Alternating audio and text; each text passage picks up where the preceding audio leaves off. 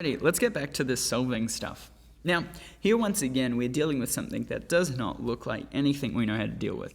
But, as we remember, this is really like an x squared term, and this is just an x term.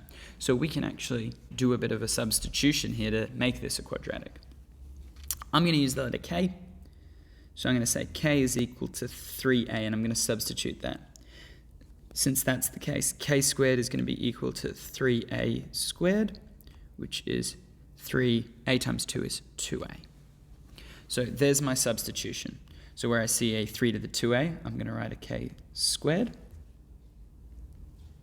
Where I see a 3 to the a, I'm going to write a k, and then 14 equals 0. T chart times to 14 times 1 adds to -9. 14, well, 7 and 2 are looking promising, but they're both going to have to be negative. So that means we're going to get k minus 7, k minus 2 equals 0, and we get our two solutions. K1 is equal to 7, and K2 is equal to 2. Now here, again, we're looking for exact solutions. And we weren't looking for k, we're actually looking for a. So let's unsubstitute. 3 to the a1 equals 7. 3 to the a2 equals 2. Weirdly enough, neither of these have integer ones. So let's take the log base 3 of both sides.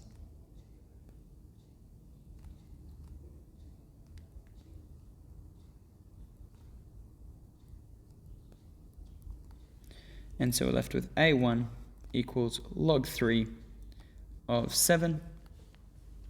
And similarly for the next one as well, take log base 3 of both sides.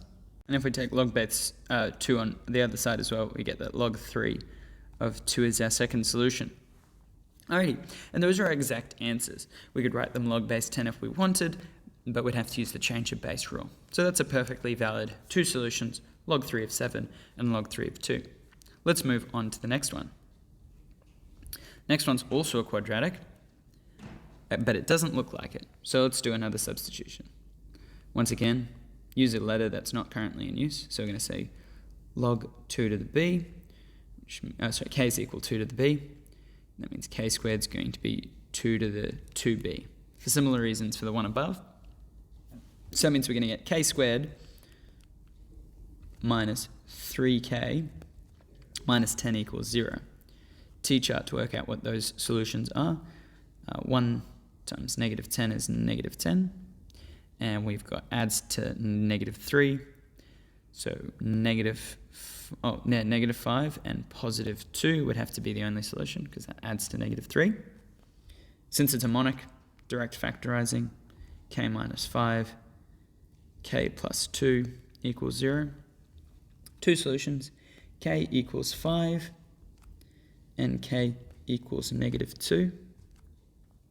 But again, we weren't looking for k1 or k2, we're actually looking for b. So let's unsubstitute.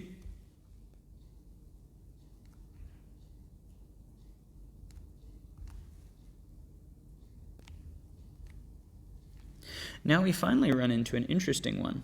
We actually worked this out earlier without using logarithms. But let's just do the one on the right first.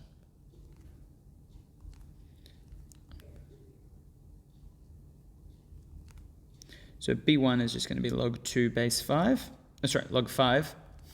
Log base 2 of 5. Now, for the second one, something interesting is going to happen. It's going to tell us something about logarithms that we actually already knew, but it's just going to confirm it for ourselves. When we saw something like this in the past, we said that there was no solutions. So now we get to interpret that in terms of logarithms.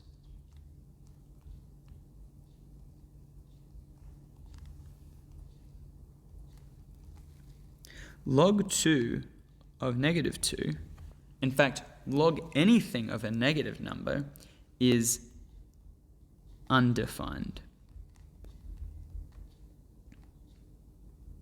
Okay, so you cannot take the logarithm of a negative number. We already knew that because whenever we saw something that looked like this, we said no solutions.